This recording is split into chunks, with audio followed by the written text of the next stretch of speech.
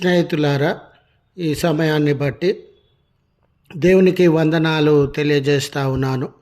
ప్రేమపూర్వకంగా మిమ్మల్ని అందరినీ వాక్య ధ్యానంలోనికి ఆహ్వానిస్తూ ఉన్నాను. ప్రభు ఇచ్చే ఫలము అనే ఆలోచనను మీతో కూడా పంచుకోవడానికి ఇష్టపడుతూ ఉన్నాను. కనుక దేవుని యొక్క వాక్యమును మీరు ముగింపు వరకు ఆలకించాలని మీ కుటుంబ సభ్యులతోనూ తోటి విశ్వాసులతోనూ ఈ వీడియో షేర్ చేసుకోవాలని, మీ ప్రార్థన మనవులు ఎట్టివైనను కామెంట్స్ రూపంలో కానీ ఫోన్ కాల్ ద్వారా కానీ తెలియజేయండి. నమ్మకంగా మీ కొరకు ప్రార్థిస్తాము.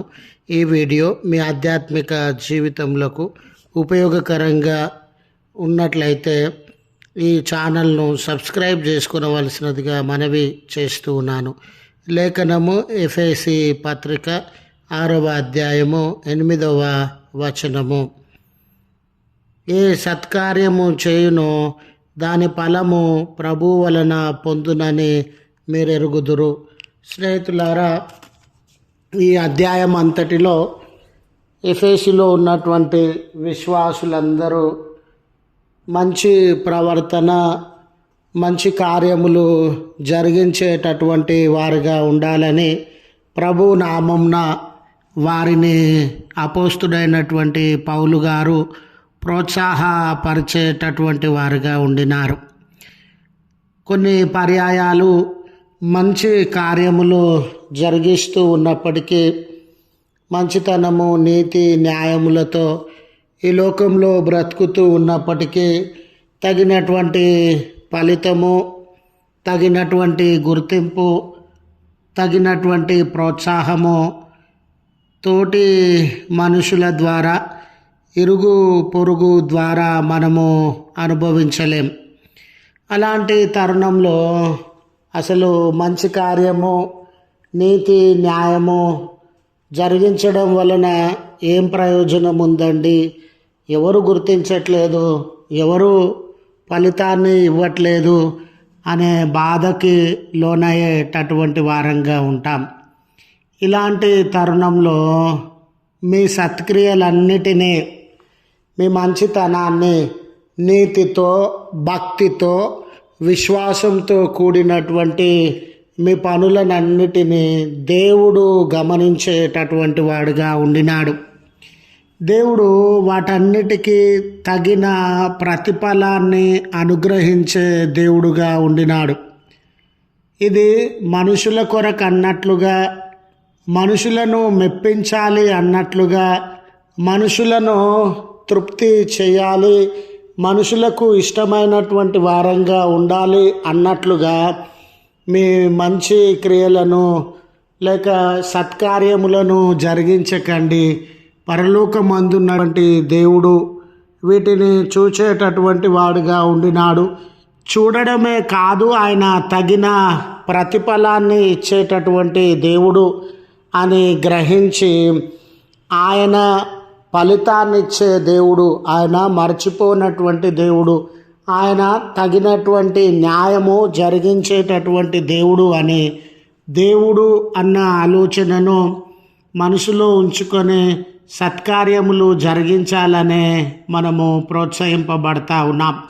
మనము యజమానులమైనను, దాసులమైనను, అధికారంలో ఉన్నవారమైనను, సామాన్య జనులమైనను, ధనికులమైనను, పేదవారమైనను మనము మనుషులు చూస్తూ ఉన్నారని, మనుషులు ఏదో ప్రతిఫలాన్ని ఇస్తారని, మనుషులను సంతోషపరచాలి అన్నట్లుగా చేయకుండా యజమానులంగా, ధనికులంగా, పదవిలో ఉన్నటువంటి వారంగా ఎలాంటి బాధ్యతలను దేవుడు మనకిచ్చినాడు.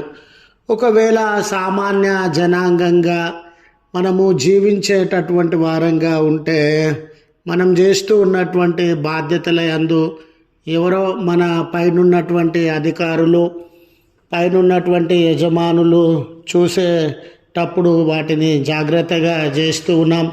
ఎవరు చూడనప్పుడు ఇష్టానుసారంగా, నెమ్మదిగా, సోమరితనంతో మన బాధ్యతలను జరిగిస్తూ ఉన్నాం అన్నట్లుగా ఉండకుండా దేవుడు న్యాయమును జరిగించే దేవుడు, దేవుడు ప్రతిఫలాన్ని ఇచ్చేటటువంటి దేవుడు అనే గుర్తు చేసుకొని దేవునికి చేయుచు ఉన్నట్లుగా దేవుణ్ణి సంతోషపరిచేటటువంటి వారంగా ఉండి వాటిని జరిగించాలని క్రీస్తు పేరట మనవి చేస్తూ ఉన్నాం. దీనికి తగిన ప్రతిఫలాన్ని దేవుడు అనుగ్రహిస్తాడని ప్రోత్సహించడానికి సంతోషపడుతూ ఉన్నాను.